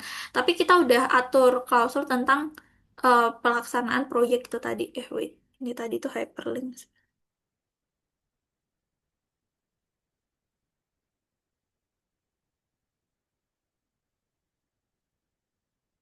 Nah, ini juga kayak udah ngatur tentang pengelolaan dan penyediaan jaringan. Nah, kita nggak ngatur tentang pihak pertama wajib menyediakan jaringan internet dengan kecepatan. Tapi kita buat pasal pengelolaan penyediaan jaringan internet. Nah, di sini nih udah diatur. Oh, harus berapa kecepatannya, SLA-nya, Service Level Agreement-nya berapa, dan lain sebagainya.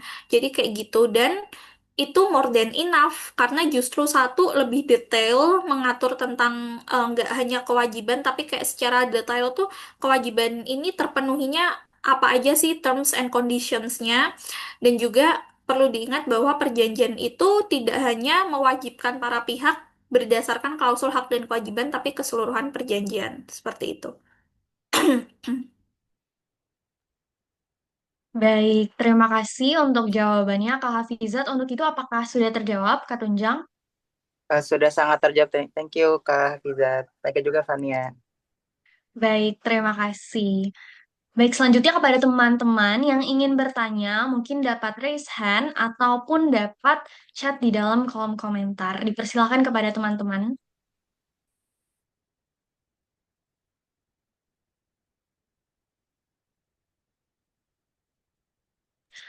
Oke, mungkin sudah ada nih yang raise hand. Untuk itu dipersilahkan kepada Jordan untuk dapat on mic dan juga untuk bertanya. Tes, apakah suara saya udah kedengaran, moderator? Baik, sudah terdengar. Oke, sebelumnya terima kasih ya Kak Fizat atas pemaparannya yang sangat insightful dan juga dari penjelasannya yang sangat komprehensif.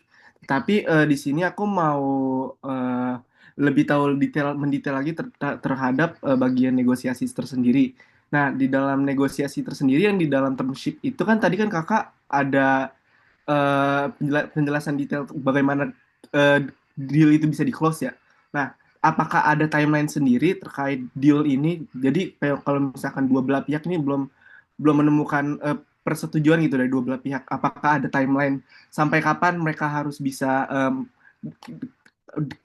case itu bisa deal? Maksudnya kapan bisa close dan juga eh, kalau misalkan dari kedua belah pihak itu belum menemukan jalan yang bisa win-win solution, apa apa mitigasinya gitu? Mungkin dari aku itu aja sih. Terima kasih. Baik, terima kasih Jordan untuk pertanyaannya. Untuk itu dipersilahkan kepada Kak Hafizat untuk menjawab. Oke, iya. Biasanya sebelum negosiasi itu kan kayak yang udah aku sampaikan tadi, perjanjian itu akan dikirimkan kan ke counterpart. Nah, nanti dari mereka ada komen apa, terus nanti akan kita balas juga. Biasanya kayak mereka misal mempertanyakan beberapa konsiderasi. Kenapa kita memberikan masa retensinya cuma 6 bulan, kenapa nggak 12 bulan? Oh, karena nanti kita jawab tuh di situ 6 bulan itu tuh udah cukup karena udah melewati musim penghujan dan kemarau, let's say. Jadi kayak untuk menguji bangunan itu tuh sudah more than enough. Nah, kalau misalkan mereka kita balikin lagi ke mereka, mereka setuju, maka itu nanti akan close. Tapi kalau mereka belum setuju, maka nanti mereka akan kasih feedback lagi, konsiderasinya apa kan, dan kita akan jawab lagi.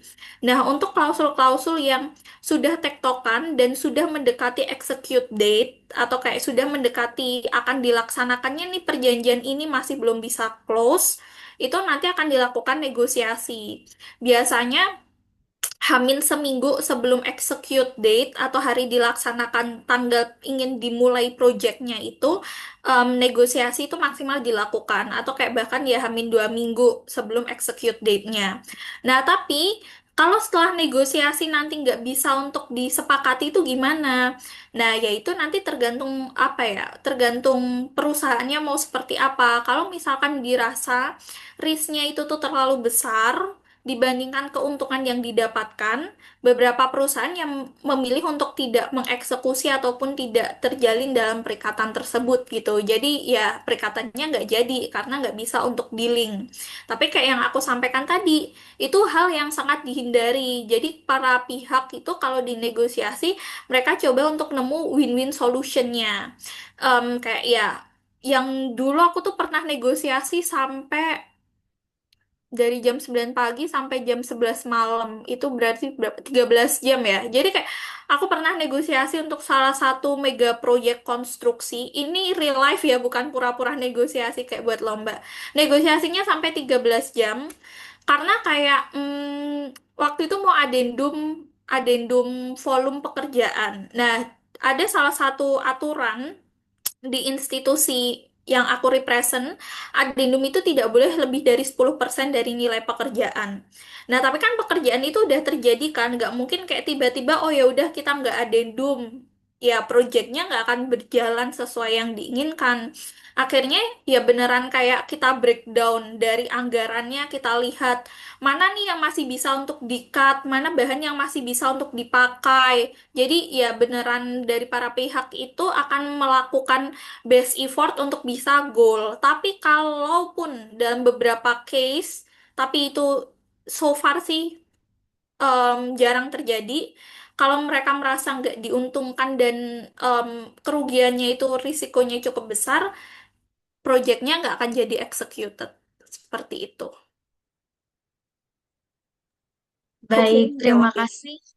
Terima kasih Kak Hafizat untuk jawabannya. Apakah dari Jordan sudah terjawab? Sudah terjelas, sudah sangat jelas ya. Terima kasih. Baik, terima kasih Jordan dan juga Kak Hafizat. Untuk itu teman-teman dipersilahkan apabila teman-teman kembali ingin memiliki pertanyaan atau mungkin ingin bertanya dapat raise hand dan juga on mic untuk bertanya atau dapat chat melalui kolom komentar. Terima kasih.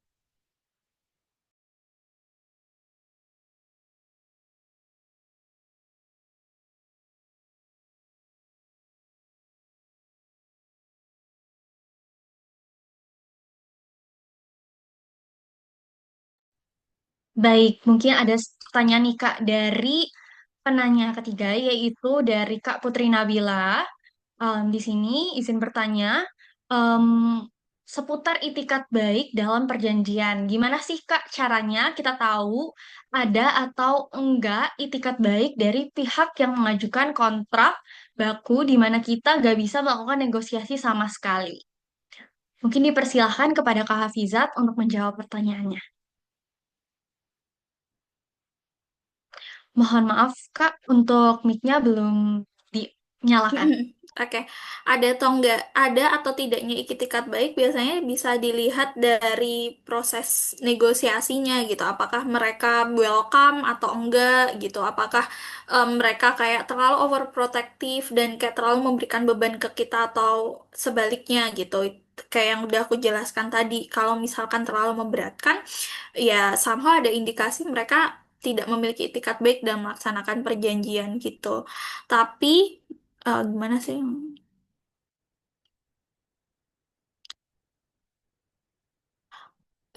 Kalau ya, jadi kalau negosiasi itu kan sebetulnya komunikasi terakhir, pertama dan terakhir ya. Kalau nggak ada proses negosiasi secara face to face pun, biasanya udah ada komunikasi melalui email. Jadi dari draft yang dikasih itu udah dikasih komen, terus mereka nanti memberikan tanggapan, kita memberikan tanggapan, dan sebetulnya di situ sudah ada proses komunikasi.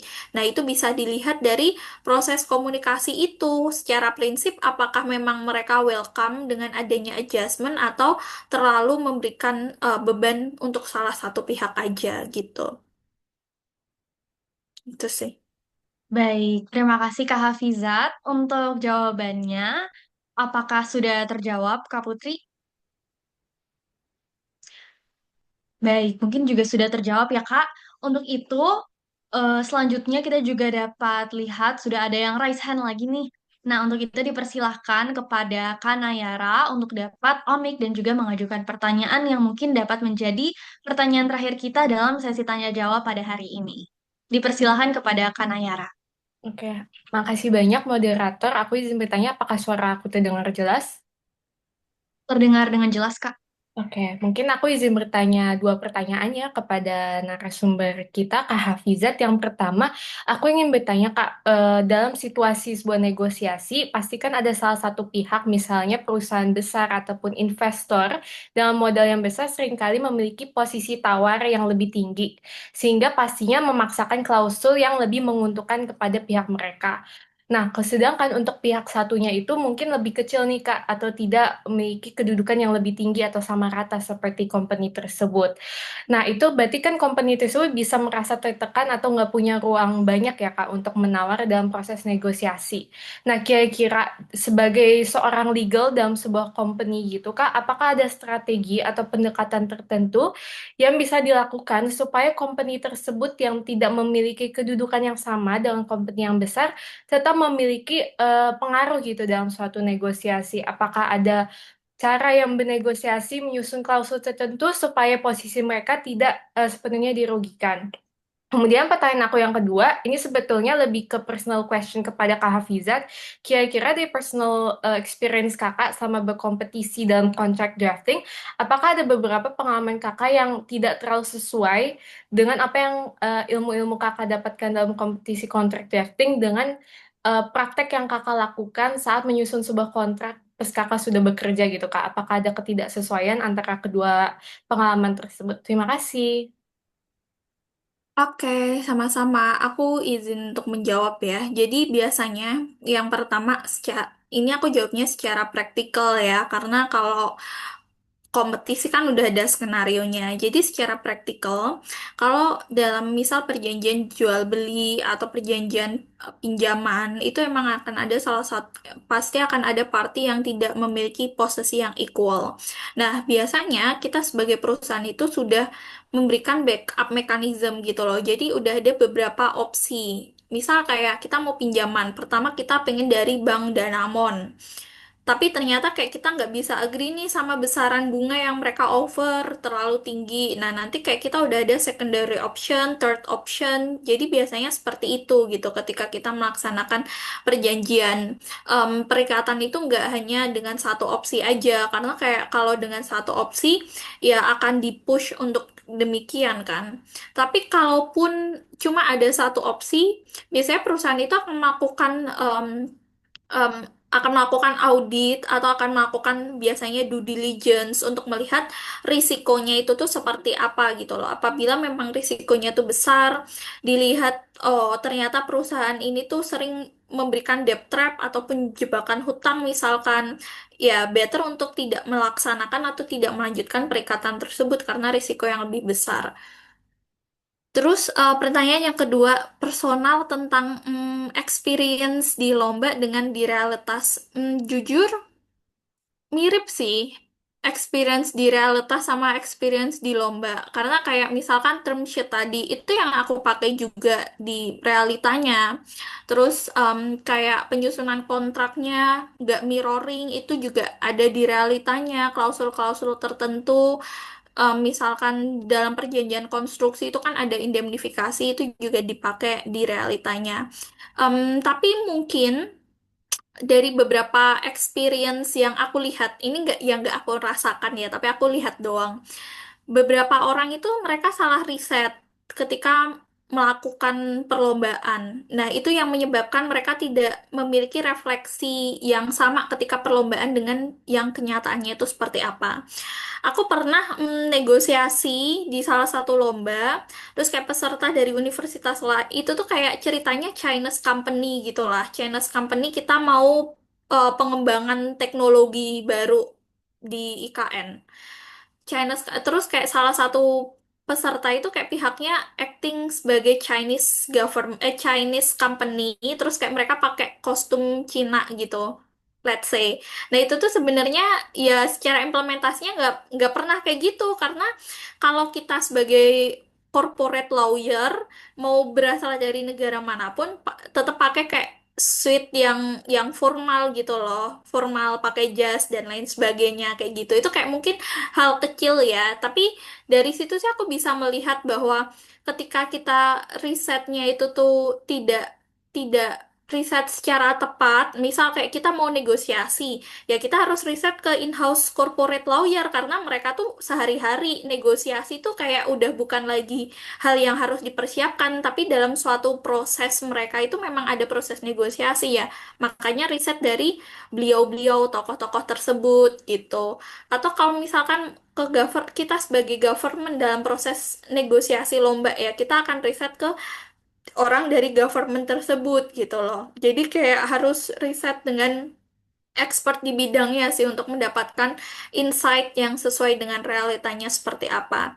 Dan kalau lomba, kalian bisa mendapatkan knowledge tersebut itu sangat-sangat em, mendukung banget ketika kalian udah turun di lapangan kerja gitu loh. Karena sebenarnya kan aku fresh graduate ya, aku baru lulus 1 tahun yang lalu. Tapi aku sebelum lulus sudah kerja dan kayak untuk posisi aku sekarang itu aku ngisi posisi yang butuh pengalaman 3 sampai 4 tahun. Jadi kayak lumayan bisa nge-enhance karir juga kalau udah punya experience itu gitu. Baik, terima kasih Kak Hafizat untuk jawabannya. Untuk itu apakah sudah terjawab, Kak Nayara? Sudah, terima kasih banyak ya Kak Hafizat atas jawabannya. Banyak banget insights yang kita dapatkan. Thank you, Kak. Anytime. Baik, terima kasih juga untuk teman-teman yang sudah bertanya dalam sesi tanya jawab pada hari ini. Sehubung telah tersampaikannya pertanyaan terakhir, maka telah berakhirnya sesi tanya jawab pada hari ini. Kemudian izinkan saya untuk memberikan kesimpulan terkait pemaparan pada sore hari ini. Teman-teman sekalian, sepanjang sesi pemaparan pada pelatihan sore hari ini yang sudah disampaikan oleh Kak Hafizat yaitu Mastering Contract Drafting from Structure to Negotiation, kita sama-sama belajar nih mengenai hal-hal mendasar dan juga mendalam tentang seni menyusun dan juga menegosiasikan kontrak. Prinsip-prinsip dasar dalam penyusunan kontrak seperti keabsahan kontrak, asas kebebasan berkontrak, serta itikat baik dalam pelaksanaan perjanjian yang tentu saja menjadi hal yang sangat penting dalam menyusun suatu kontrak. Selain itu, pada hari ini kita juga sama-sama belajar nih tentang struktur kontrak yang baik, perbedaan antara MOU dengan juga kontrak, kemudian juga pentingnya negosiasi untuk mencapai kesepakatan yang adil dan menguntungkan kedua belah pihak. Dengan menguasai hal tersebut, teman-teman yang nantinya nih akan menjadi praktisi hukum di masa depan diharapkan dapat menyusun dan juga menegosiasikan kontrak dengan baik. Baik, demikian mungkin kesimpulan yang dapat saya sampaikan. Dan sebelum kita menutup acara pada sore hari ini, apakah sekiranya Kak Hafizat bersedia nih untuk menyampaikan satu atau dua patah kata sebagai closing statement di penghujung acara kita pada sore hari ini? Ya boleh. Mungkin semangat terus buat kalian kalau pingin jadi corporate lawyer, either nanti jadi in-house ataupun kayak di law firm, experience selama kuliah terutama untuk ikut lomba itu akan sangat sangat berguna banget karena mungkin aku kurang tahu ya kalau secara di kelas itu kalian seperti apa pembelajarannya, tapi banyak dari knowledge pengetahuan-pengetahuan itu nggak didapatkan di kelas, apalagi untuk hal-hal yang berbau teknikal.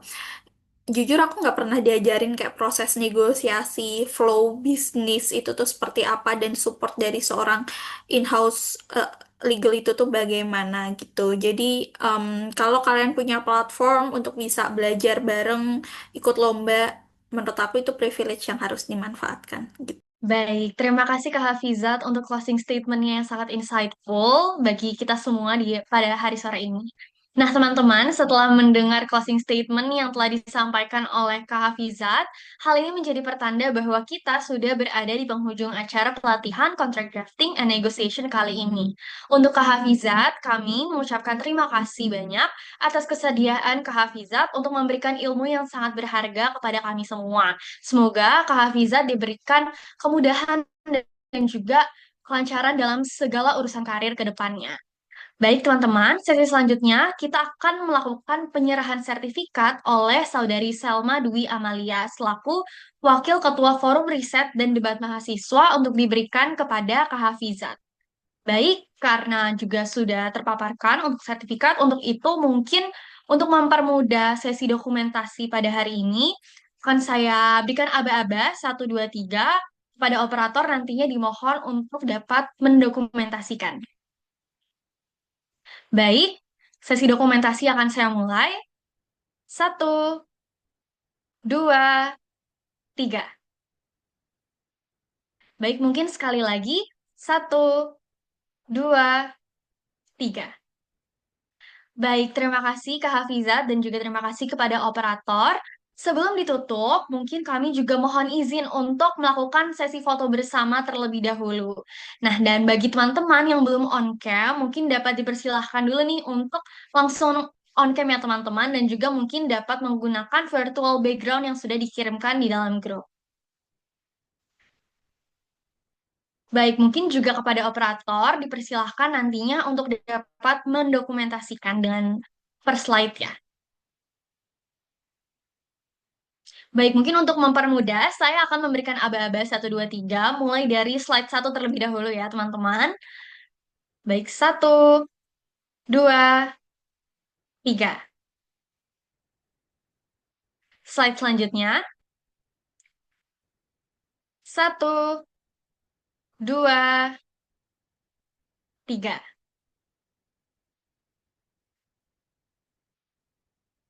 Baik, dengan telah selesainya sesi foto bersama, maka berakhir pula acara kita pada sore hari ini. Sekali lagi kami ucapkan terima kasih banyak kepada narasumber kita, yaitu Kak Hafizat, yang telah meluangkan waktunya untuk berbagi ilmu bersama dengan kami pada sore hari ini di dalam forum ini. Kepada Kak Hafizat Intan Amalia SH, tanpa mengurangi rasa hormat, kami persilahkan untuk dapat meninggalkan ruang Zoom meeting ini. Oke, Dan terima untuk kasih. teman Iya, Terima aku kasih, izin ya. terima kasih Bye. Kak. Terima kasih banyak, Baik. Kak. Dan untuk teman-teman peserta semuanya, sebelum meninggalkan Zoom meeting, diperkenankan untuk mengisi absensi terlebih dahulu ya teman-teman. Untuk absensi pada hari ini akan dibuka sampai dengan pukul 6, dan mungkin untuk absensi dapat dilihat melalui chat Zoom ini. Nah, teman-teman, setelah isi absensi, mungkin dapat diperbolehkan untuk meninggalkan Zoom pada hari ini. Terima kasih banyak untuk teman-teman semua atas partisipasinya dalam pelatihan riset sore hari ini. Saya, Fania Talia, selaku moderator, izin pamit undur diri. Sekian dan terima kasih. Wassalamualaikum warahmatullahi wabarakatuh.